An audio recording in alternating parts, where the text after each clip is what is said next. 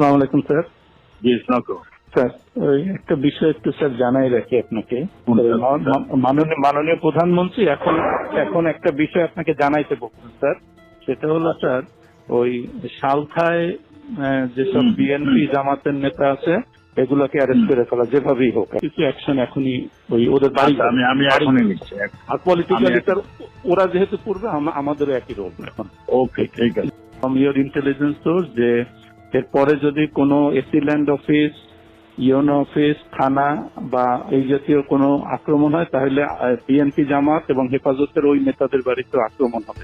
যে সকল ভূমি অফিসে জমির রেজিস্ট্রি দলিলপত্র যেগুলা এই হেফাজত জামাত নষ্ট করবে, একইভাবে তারা কিন্তু ওই তাদের জমি জমা আর পাবে না, জমি জমার হিসাব দলিলপত্র তারা পাবে না বা রেকর্ডপত্র আমরা আর দেবো না।